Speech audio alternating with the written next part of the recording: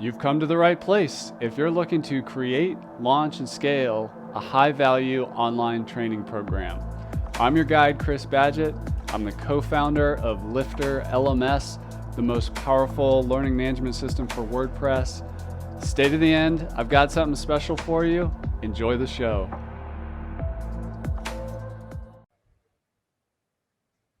Hello and welcome back to another episode of LMScast. My name's Chris Badgett and I'm joined by a special guest. His name is Paul Ace. He's coming to us from across the pond over in the UK. And we're going to get into an awesome topic today, which is how to use conversational commerce to scale and really eradicate roadblocks. And before we get into the main event here, Paul, welcome to the show.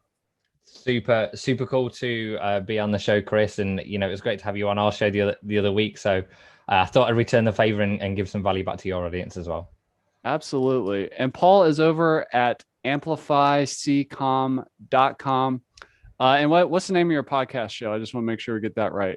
Yes, Amplify to Seven Figures. So you can go amplify7figures.com and you'll hear Chris's episode dropping in about 3 months' time. I think something like that, depending on when you listen to this. That's awesome. And your interview was really good. It was a no-brainer for me to get you on here. Let's start at the core for everybody, because, when I learned this and then I realized I had a lot to learn, I still do. So I'm sure I'm going to learn something for you about the customer journey and how important that is.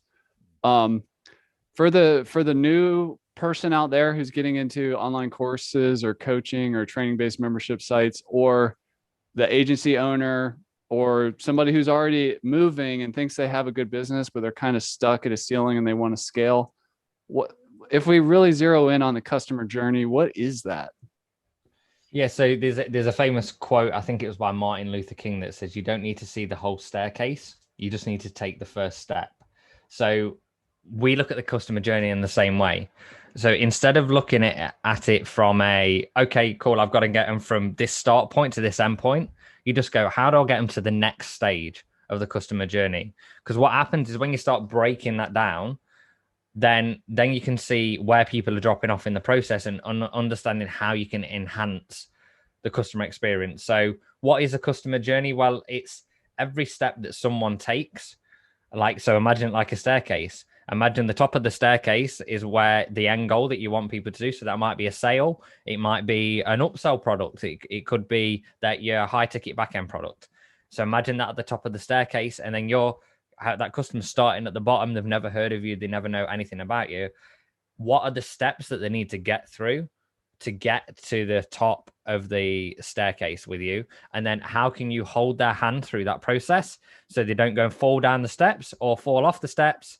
And they feel like that experience of walking up the steps is like, have you ever seen those piano steps that you can get? Yeah. So it's like it's a magical experience, right? So the journey of climbing up the steps is a magical experience. That's what we're looking for throughout the whole customer journey, to improve conversion rates and referral business, because people love it.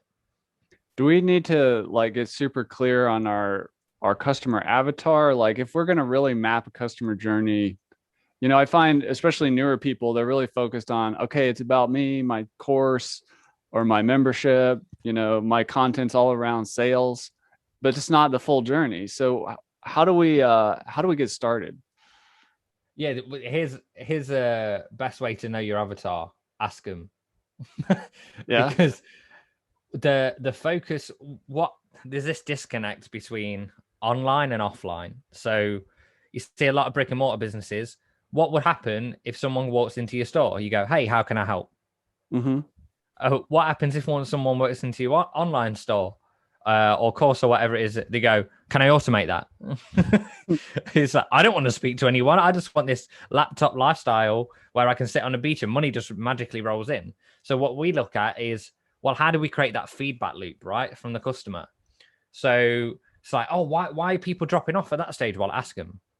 But I haven't got time to go and ask every single customer why they didn't buy. Yeah, you have. You can automate that part and then take the responses in a manual way. So we look at this 80% human-like experience where let's use the words that we would use if you're having a normal conversation. So just think back to any time that you've sent an email out in an autoresponder.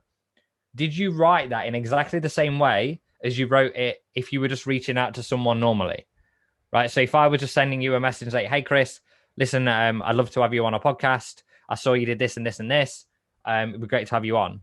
It's very different from the way a lot of people go, I need to write in this very particular way when I write on emails, and I need to sell the benefits and structure everything in this way. So we break that process down and go, how do we create the feedback loop from a customer? Where, for example, the first message, let's say someone comes to your site, they opt in to watch a webinar, and then they don't go and buy. So instead of just going, hey, you missed the webinar, or go back and watch the webinar. Hey, just wanted to see, what did you think of the webinar? If they watched a little bit of it, what did you think of what you watched? I'd love to hear your thoughts. Or, hey, I noticed you missed the webinar. Did something break or something not work? Just let me know. I'll get it fixed. Like super, super simple. And then what you can do from the customer support team, whether that be you if you're small, or whether you've got a customer support team on hand, is then say, hey, take that information, put that in a Google sheet, and then we can analyze that. And then we can see what is the exact, not just what are the problems or the challenges that people are facing, but what is the exact language that those people are using and who are they, right? So then you can take more detail from that. So if the customer service person wants to say, oh, curious, what business are you in? And then you can go, okay, fill that in.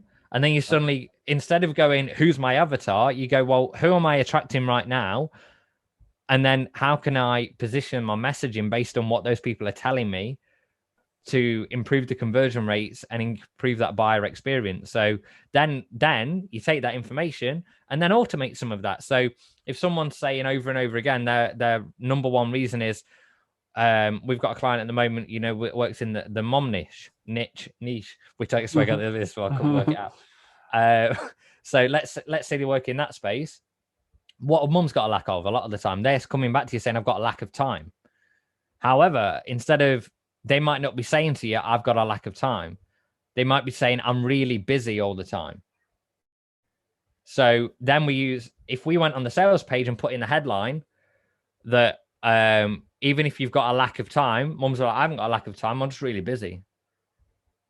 Right. So then we look at the emails that we're sending out afterwards, and then we start automating objection handling videos and objection handling emails based on the exact phrasing and the exact wording that they're using rather than what we think they're saying.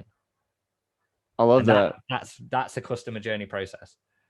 I love that. I have a saying, when people ask me how to increase conversions, I like to say I optimize for conversations, not conversion, and conversions will follow.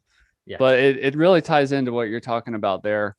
Is this predominantly like coming through email replies, forms, chat, talking to people if you go to a conference, or just all of that? Where do you get it all? Yeah, you hit the nail on the head. Social media too. I'll just throw that out there too. Yeah. So, like any place where you can talk to your customers, go and talk to your customers. Now, if you're at scale, you might not be able to get on the phone with every single customer for 15 minutes.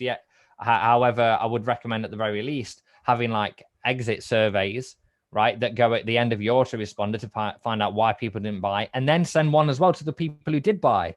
Because a lot of the time we focus on why didn't people buy, but we also should be focusing on why people did buy. So then, to answer that question, looking at email, SMS, messenger, personal video messaging, personal images, voicemail drops. We're just putting in a process at the moment where when someone buys a $37 product, then we'll trigger an automation that manually calls that person's phone, like the onboarding specialist's phone, and it says, you've got a new person who's just bought, they're called this, press 1 to accept.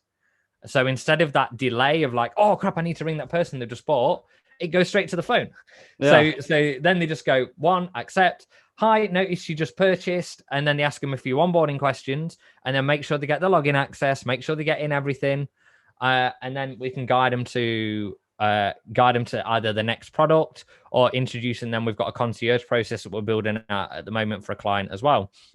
So then we guide that concierge process where it guides them through the whole steps of the customer journey, which is again 80% human-like, 20% human.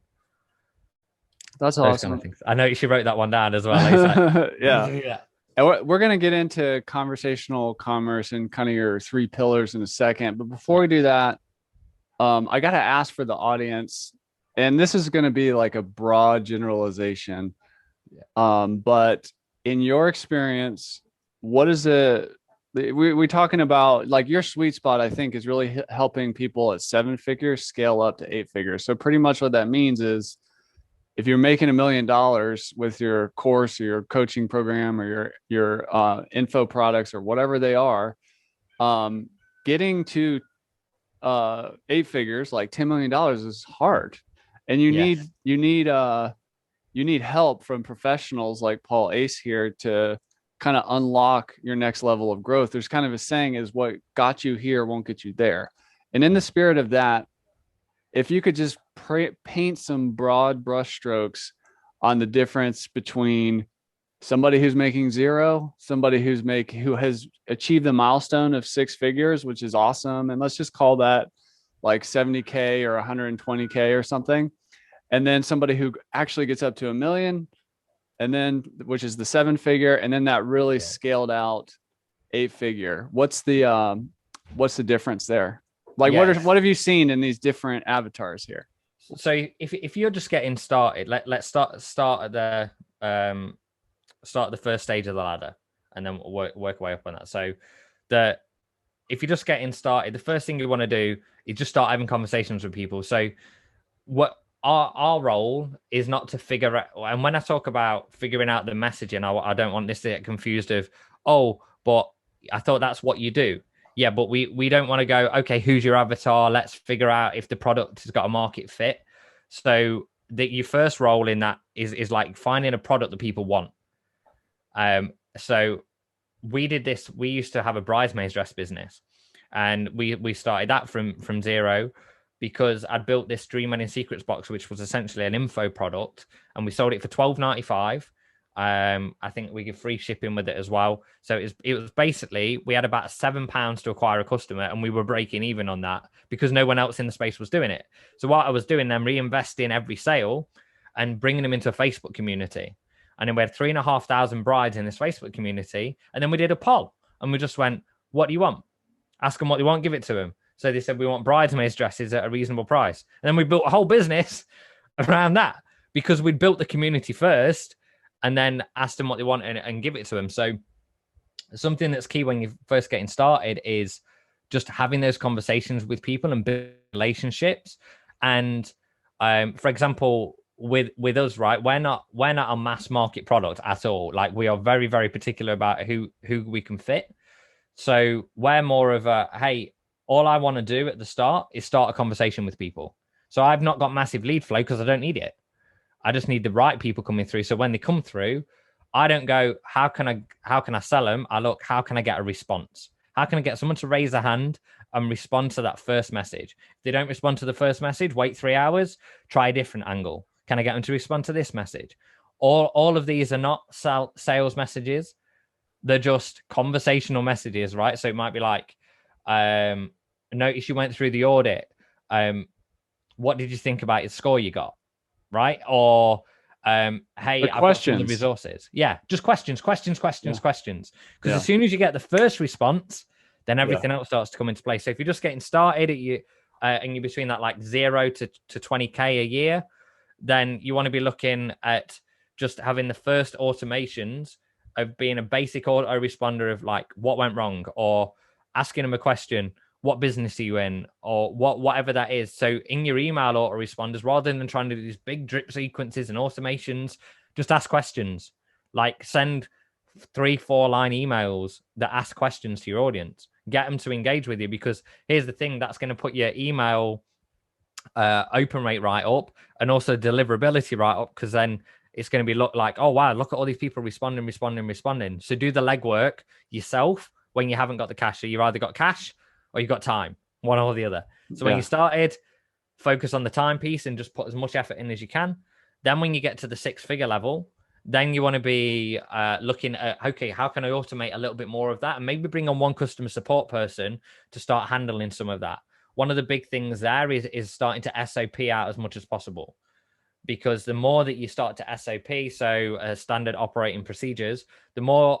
So we have a system that and we still want to get better and better at this, but everything in the business needs to be a system. I very rarely record an SOP myself. The team do it. So if you do something that you've never done before, you record a Loom video. That Loom video gets sent to our customer support person.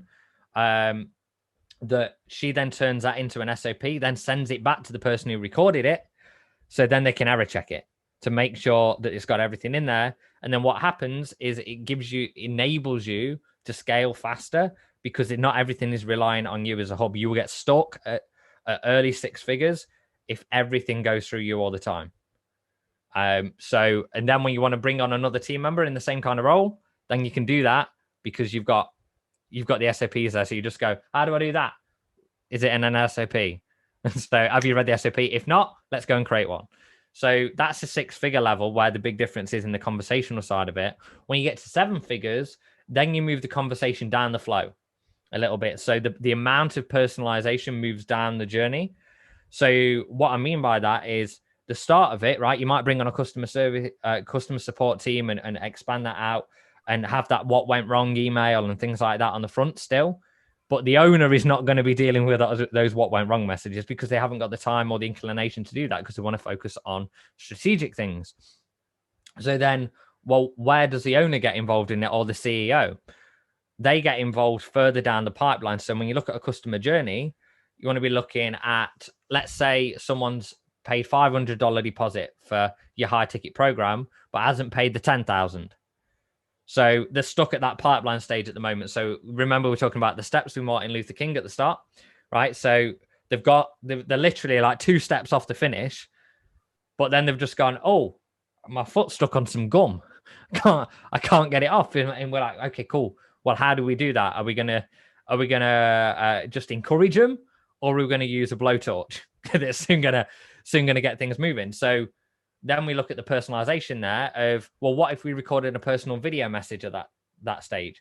So then we trigger anyone who gets to that stage and doesn't move to the next stage after 24 hours, then the owner can go and record a personal video message to that person. So like, hey, Chris, notice you submitted your deposit. Really excited to have you as part of the customer, have you part of our community. And I notice you haven't submitted the full deposit at the moment. I know you might be getting the funds together and putting all that together. But listen, if you want any help at all with that process, just let us know. We are here to help and here to support you on your journey. Congratulations, all the action that you've taken so far. And I'm looking forward to having you part of this journey. Now, that little bit of personalization, then people feel understood. They feel they've got the know, like, and trust. And then it speeds up the sales cycle. So that's what we do is at 7 figures, we go, how do we get them to the next stage of the journey? And where can we put the owner in that it doesn't put too much pressure on them? Then after that, when you get to 8 figures, then it's all about the numbers. It's all about the numbers, right? So we have this trifecta of psychology, technology, and dataology. So the psychology is a lot of the stuff that we just spoke about, of understanding the customer's language patterns, what are they using, how are they using it. The technology is then how do we leverage that to automate 80% of that? And then the dataology is, well, they dictate the decisions. So when we look at the KPIs on a weekly basis, so like what's the conversion rate on the front end? What's the conversion rate for our high ticket sale? Like how many people are dropping off in the middle of that? So look at each conversion point and then where do we need to put that focus over the next 7 days?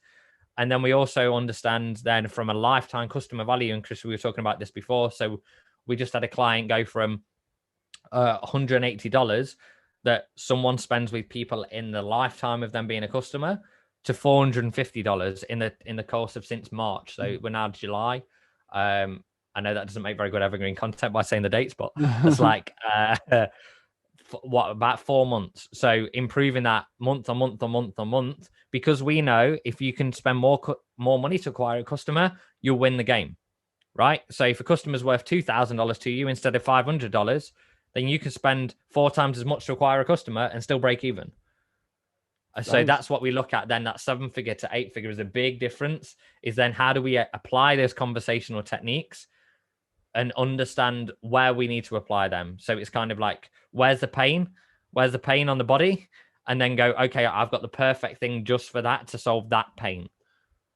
That's awesome. What how do you define high ticket? Like what's that amount of money, or what's the range for a program to be high ticket? Yeah, and high ticket, it's got a bit of a weird connotation that a lot of Yeah. people talk about different levels of high ticket. Personally, we're looking at something that 5K onwards really is where we want to be looking. A lot of people call high ticket like $25,000 plus. Yeah. We see it as, another way of phrasing it is front end offers and back end offers. So front end offers, might be $37, $7, $97, maybe even up to $497. But then above that, then you're looking at back end offers. So the journey is different than it is on a front end offer. Someone's not just going to come to a sales page and go, yeah, I'm going to drop $5,000. I've never seen you before. They need some nurture there. So a back end offer is something that needed nurture before it got there to get to that sale. Or if you are selling 5K straight off the bat without any nurture, then what you'll find is your refund rate is usually higher because you're selling on hype. What is for a back end offer, high ticket offer, what is the ideal, or I know that there's different ways to do it, but what are the best ways that are more effective to nurture and convert at the high ticket price point? Like there's like calls, there's webinars, there's sales pages, there's strategy sessions, I don't know, like what works for high ticket these days? Sure. So we're doing quite a lot of stuff with challenges at the moment. Challenge funnels. Yeah. So challenge funnels. So we've got one client we're just onboarding at the moment. That's they do a free challenge on the front. We've got another client that does $37 challenge, and we took their average order value from like $42 to $81 within, like, I think it was about 6-7 weeks. So we were like, great, we've now got double the amount to acquire a customer. So then we look at the back end part of that and go, well, what's the best way to bring them through that customer journey? And they didn't have a sales team when we came in, and we're only just building that out for them now. And just helping them and guiding them through that process. But so we were like, well, what if we close these sales over SMS? $5,000 sales over SMS. And when we first tried this for a live launch that they had, we were like, okay, let's take the people that haven't applied, haven't submitted a deposit, haven't done anything. So they haven't responded to any of that process. What if we sent them a message on SMS to all those people? So I think there was just over 1,000 people on that list. Started a conversation with those people and then closed them over SMS. It was like, cool, let's give it a go. Made $75,000 over the course of about 3 or 4 days with just having no sales calls. And that was people who were in the challenge or had done the challenge? Yeah, so they've been in the challenge, but they hadn't applied for the high ticket. So we have an application, and then we have a deposit, and then we have submitted the full amount. They hadn't applied. They haven't raised a hand and said, I'm interested.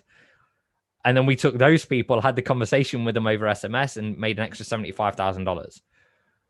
So amazing. Those kind of things, those kind of things are really, really effective. Bear in mind, that was only a list of 1,000 people on SMS. Wasn't crazy.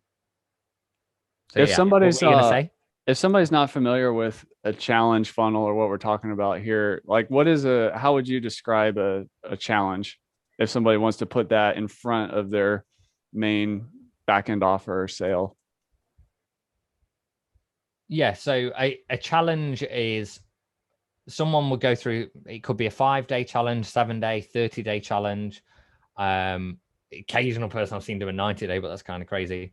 Then what happens is each day you watch a Facebook Live or you watch something in a members area, and then you get homework or actions to complete. And then each day it's bringing you further towards the goal that you want. The psychology and the strategy behind a challenge is to break through people's limiting beliefs in a drip-fed format. Where over the course of the first 2 or 3 days, it's all about the mindset side of things, because you sell people what they want and give them what they need. So you sell them the fact of, hey, this is the outcome that you want. The first 2 days of the challenge, you sell them about all the mindset side of things. And then Then we go into, okay, here's how to take the next stage of the journey. So then when you get to the last day of the challenge, you can pitch your high ticket offer, and they're already pre-sold. So you've already took them down the customer journey. So imagine it like the Jeff Walker product launch formula, but done just in a different format. Or imagine it like a webinar that's broken up over the course of 5 days or 7 days. That's cool. And if we're looking at customer journey, what might somebody put even earlier than a challenge? Yeah, so you know we're experimenting at the moment, for example, like doing a day one preview.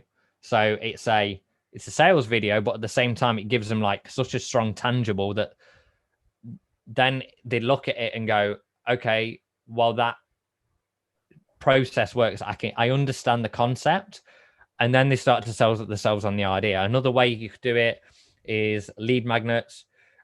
Quite often the challenge does become the front end, but then just looking at different ways we can do that. So at the moment, I think we've got lead magnets, we've got day one previews, we've got go and get a free hat, and then we'll give you the offer for the challenge. So we're just trying loads of different things to see which converts the best, and then we track all that data to go, okay, which one is creating the best lifetime customer value and the best ROAS and ROI. So ROAS, return on ad spend, there can be a lot of pain around that. Like people run ads that don't produce, or they can't figure out how to make it positive. What are some tips you have around let's just say Facebook ads as a specific example, around making a campaign or a strategy that's likely to have a decent return on ad spend or ROAS? Yeah, so number one thing is track, because if you're just using Facebook's tracking on its own, then like the pixel, yeah, if you're just using that and you're not looking at the lifetime customer value, then you might have the best funnel ever, but you've switched the ads off before you've even got it to profitability. So let's say, for example, someone on average, it takes someone 5 days to buy your front end product. Now you look at your ads after 25 days and you go, okay, I've spent $200 to acquire a $30 buyer. You'd look at that out the front and you go, well, that's broken. I'm going to need to switch that ad off. I need to switch that ad off. But then let's say after 30 days, that lifetime value of that customer, because after 30 days they go and buy a high ticket, then that customer then becomes worth $400. Now you've got a 2x ROI on your ads. But most people, when you're first starting out, are too scared or haven't got the cash flow to go and do that and actually understand what the 30, 60, and 90-day process is. So if you're just getting started, I don't recommend going 90 days and going, fingers crossed, let's hope it works, because you haven't got the cash flow for that. However, do that in an organic way to start off with, right? Look at the organic acquisition channels that you can bring in. Is there anyone you can partner with? Is there any affiliates that, give them the lion's share of the cut, just to understand your numbers in your funnel? So you could say to an affiliate, I will give you 95% of the front end sale, and I'll give you 20% of the back end, because it doesn't matter if you make any money, you've acquired a customer for free. Because if then over 30, 60, 90 days that you're going to make another $400 from that person, you'd pay 100% of the front end all day long, right? And the only reason you don't say 100% is, number one, refunds, and number two, strike fees and things like that, and any general cost of goods. You give people 90% on the front, within 30 days that person's worth 10 times more than what you've just paid out, then you're onto a winner. So do that first, then run cold traffic once you know that the funnel works, rather than going plowing loads of money into cold traffic and then going, crap, they don't turn into back-end buyers. That's cool. Good advice there. I noticed, like, when you start working with funnel and getting professional with your marketing and strategy and stuff, I see people sometimes get a little disorganized. Do you have any tips on how to map a customer journey and how to kind of visualize a funnel? Or, are we using spreadsheets? Are we using like whiteboards? Are we using some funnel software? what do you how do we keep all this organized without just kind of ending up in a spaghetti mess? Yeah. So the first thing we do when we go into any business is map out the customer journey. So what do you So do that in? Like what kind of yeah, so tools? we use Funalytics. We use Funalytics a lot of the time. Okay. And when I say map out the customer journey, most people would just go and map the funnel steps, right? So they just go, oh, okay, they go there and there and there and there, and then that's the end. We go, what is every single email, every single SMS, every single communication point that is going on in that customer journey? What are you already doing? And then we go, well, what's working? Okay, that's working. Great. We'll keep that one. Well, that one needs amending. The positioning of that one isn't positioning the sale. And then we find majority of the time there's only text blasts going on if they are doing any SMS. There's no conversational SMS going on. So it might be like, hey, join today.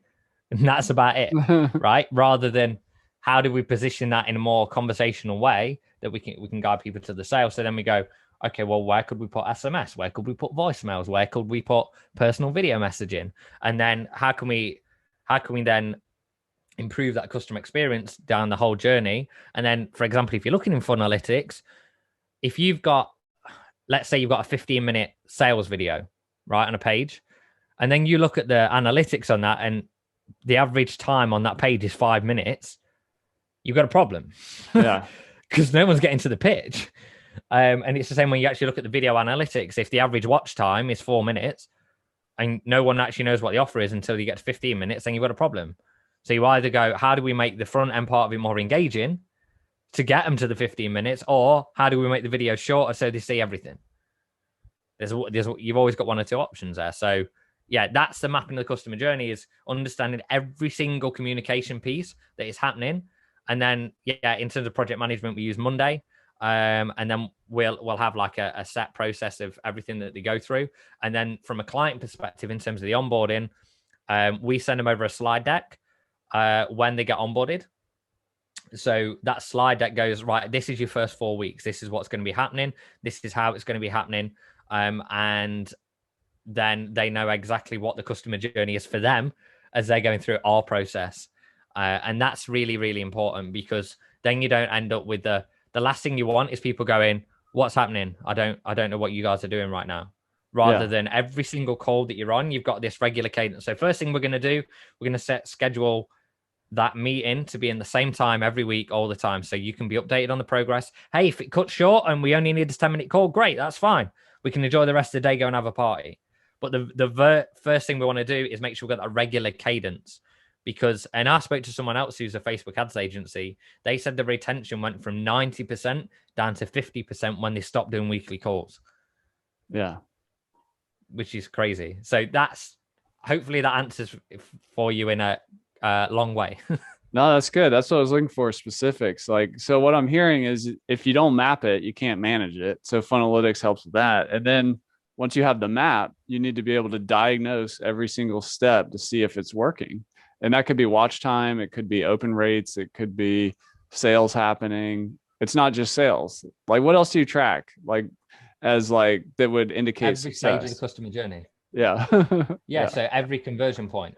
So opt-in rates. Let's say it's a webinar. So we could have opt-in rate, short rate, amount of people that booked a call, how many people showed up for the call, how many people bought off the back of the call, how many people bought the second product.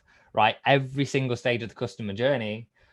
Then we put that into a weekly KPI report as well, that's red and green. So if it's trending up, great. We're probably not going to focus on that quite as much because we know we're doing something in the right direction. Or we might look at it and go, great, what we did last week worked. If it's in red and it's trending in the wrong direction, that's where we need to focus. And then that's the focus for the next 7 days. If you could just propose like a simple customer journey for somebody who, let's say they have a course and then like a challenge and then maybe like a membership on the back end, like what could be a possible funnel flow for that? Yeah, so opt in to the funnel in terms of opt in to get access to the challenge. Like, let's say it's a free challenge. So opt in to get access to the challenge. Then you're going to have upsells in there, right, to recoup some of that ad spend. To So the that could course. be like a VIP thing. Okay. It Oh, could like you're be saying a you can do a free challenge and you can do a more premium version of the challenge that costs money. That's cool. Exactly. Yeah. So those kind of things of just laying all those things out where if you're going to do a paid challenge, you want an order bump on there, right? So there's some way of getting them to buy more, because our order bump take rate, we tested some price points. We found $27, you hit about a 50% take rate based on a challenge, like the on a offer. paid challenge. Yeah. Okay. Yeah. 50% take rate on the order bump. If you put it up to $47, it goes down to about 29%. Now you'd look at that and you go, oh, the conversion rates have dropped. Yeah, but you've made more money. Yeah. Right. So always look at don't look at the conversion rate on its own. Look at the conversion rate alongside the price point. Because if you triple the price of something, but it only half conversions, you'd still make more money. And that's where a lot of people are afraid to that. It's called price elasticity, right? So how far are you prepared to go in terms of the price point? So for example, we went, hey, what about if your second OTO was more premium? Can we put a $500 offer on there for a client? And they went, yeah, cool. Yeah, here's what we could do for that. Great, that works. And then, so bear in mind that was not an offer. There was no opportunity there. So we're like, well, if 2% buy it, that'll work. First week, about 2% bought it. Great, that's fine. Then we kept optimizing it. And then we went, well, what if we had a 6 pay into that? Oh, yeah, that's a good idea. Now we've got 10% of the people buying that 495 product off the first end product. So what that means is the average cart value is gone up $49. So that means every single person that you send to that site who buys is worth $49 more than they were before. So is it a game of, how do I get, target the best audiences on Facebook and YouTube? No, it's how do I get someone to buy more stuff? So it doesn't matter what they spend on Facebook because it's just going to work because you're making so much money from every customer that comes in. That is cool. That's the process. Do you have any just recommendations on if people should try a webinar for sales versus a one-on-one call? Is there a certain price point where, one will likely work better than the other, or just any tips around, I call them conversion tools. You have a webinar, you do one-on-one calls, and then or just a sales page and no conversion tool. How do you know what you should do, or should you just test everything? Yeah, number one, test everything. Yeah. Number two, preference wise, and what I've seen that's worked well is if you go above that 495 price point, then if you're not doing some kind of conversation or communication that's got that back and forth elements to it, right? Whether it be a sales call or whether it be even an SMS back and forth or a messenger back and forth, whatever that is. Or even an application form, right? Yeah. There's you can't buy it. You gotta apply. And then that creates a conversation. You got to apply. Yeah. Exactly. Yeah. You can, one, create the conversation, and two, creates people. So for example, we just put our house on the market, right? And we put our house on the market and we already know there's a house that we want to go and buy. Yeah. However, I can't go and buy it until I've found a buyer for mine. So I'm saying to the estate agent that we signed up with yesterday, just go in, get it on the market, get it on the market, get it on the market. Now, what's happening over the course of this week, it's making me want that other house more and more because I can't have it. Right. So the psychology is the same with the application. So if you're going to do apply and then you just go, great, you're accepted. Nope. It's not a good idea. Yeah. Right? You're going to apply. We're going to review your application. Then we're going to come back to you. It might be 8 hours later. It might be 24 hours later. We don't want to leave it too long because then they drop off. However, just that little bit of waiting time can be really helpful. We have the phrase, remove all friction, then add the friction back in. So remove all friction to see what the lead flow is, how you can get as many people through the journey. And then how do we qualify more through the through the journey by adding the friction back in. So we did this with a client last year, which was really surprising. So it was costing him $250 for a book call. So it was like a 20-minute VSL, and then they were putting him to a book call, $250. We went, how much friction can we remove? So we were like, remove that page, remove that page, remove that page, remove the amount of questions that they have and everything like that. We took the book call cost down from 256 to 46 in 3 weeks. So, and then we went, okay, great, we've removed it down. Now let's start putting more questions back in and more friction, more behavioral tasking throughout the sales process to get them to take more action before they get on the call with us. So remove all friction, then add it back in. I love that. And that's actually a really good strategy around pricing too. Like you mentioned, price elasticity. If you have, if your product's newer, you can discount it and then keep testing the price points, and then even go higher after you've been established for a while. Price is friction, steps is friction. I don't know. What are all the different types of friction, would you say, that that you could remove to just test a concept? So there's a book and the best ways to understand what friction you could remove or what you could do to optimize a journey. There's a book called Da Vinci and the 40 Answers. And here's the great thing. It's free. There's only 40 ways in the world to solve a problem. That's it. This is cool. This is cool. This is a learning audience. They're going to love that book recommendation. I've literally never heard of that book before. You probably won't have. So I went to an event in Austin. It's a secret place. I won't even say the name of it. However, he was one of the speakers there, and we got the whole day with him. You start drinking wine at 8 a.m. in the morning because it helps with the creative juices. Everything is like designed in a perfect way for learning. Even the way like they have the curtains and stuff. So the guy who spoke, he was the youngest chief engineer at NASA, 31 years old, chief engineer at NASA. So this guy's like pretty damn smart. And there's something called Da Vinci and the 40 Answers that he wrote the book on. 40 ways to solve a problem. So what happens is when you look at problems in these different ways is over time, then you start coming out with stupid answers or funny answers. Because what do we do, right? We exhaust all the normal answers that we could come out with to start off with. So it'd be like, let's take the friction thing. So you just said like, change, what could we, let's ask the question, what could we remove? Price points, steps, having to talk to somebody in order to get in.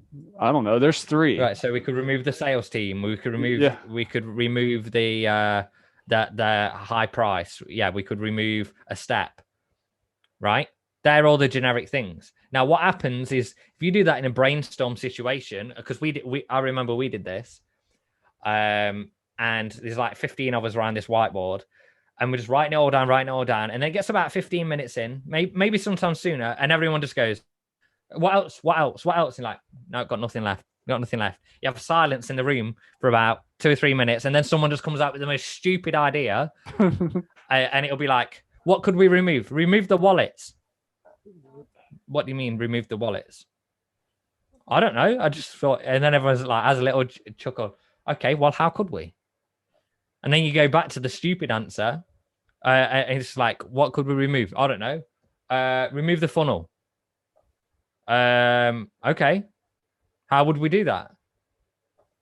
Right. So then you start asking these different questions. And then, like I say, there's only 40 different answers. Like that's like 3 days of training. And I still haven't got them all ingrained in here. But like just that one, if you just ask that question, what could we remove? Or the opposite, what could we add in? Right. And then all the things that you could add in, like, I don't know. And then you'll end up with something like a trip to Hawaii. A gift box in the mail. Yeah. How could we do that? I don't know. What could we add in? I don't know. Morgan Freeman. free and then Shawshank Redemption. Get more and more. Yeah, exactly. Or you could be like, well, what about Cameo? What if we couldn't have Morgan Freeman, but we could have a Morgan Freeman impersonator on Cameo or something that sends a video to every person who buys. Or we buy his training on right? masterclass and send it to people. Yeah, you just build on of each other. Yeah, you build on it and just see where it goes. So I'm encouraging our team at the moment, because we were like, hey, we're starting to look at problems in too much of a technical way, or and then we realized sometimes it's a simple answer. So I was like, what I want you to do over the next 7 days as a team is write down all the things that we did try, and then what thought process we used to do that. So one of the ones we used today was a side-by-side comparison. Okay, let's see what's working over here. And then what are we doing differently over here? Why is that tech thing not working? And then when we did that, we realized we didn't even need to solve the problem, because we only needed to flick one button and it all worked. But there was no information anywhere that you could do that. We had to find it out. So when you look at problems in different ways, then you can improve your conversion rates, right? All links back to the same thing about the customer journey. Like, just look at the problem differently, and then you can remove the friction and everything. I love that. Dare to make mistakes or fail, but also give yourself permission to be creative. The book is called Da Vinci and the 40 Answers by Mark Fox. So check that out. Yes. Paul, you've been a legend today. He's at amplifyccom.com. Any final words for the people? If someone's listening to this and they're like, you know what, my course is doing really good, or my coaching program, and I'm really in a perfect fit kind of scale up phase, what would you say to that person? How could they connect with you, or how could you help somebody like that?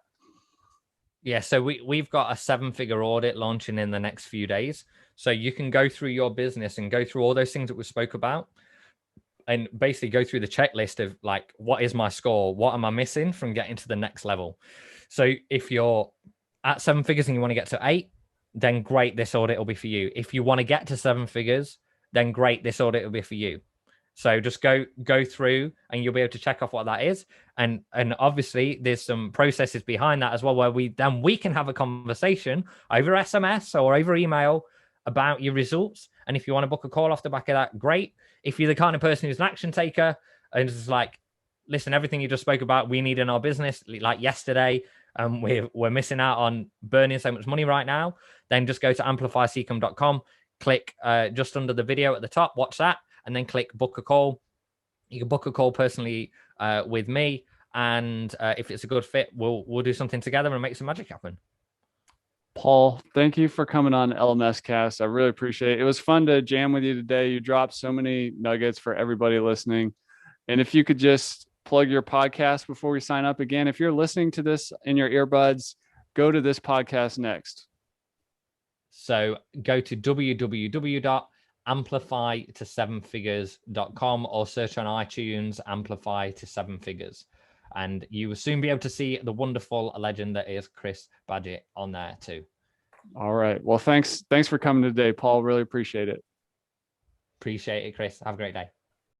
And that's a wrap for this episode of LMScast. Did you enjoy that episode? Tell your friends and be sure to subscribe so you don't miss the next episode. And I've got a gift for you over at LifterLMS.com/gift. Go to LifterLMS.com/gift. Keep learning, keep taking action, and I'll see you in the next episode.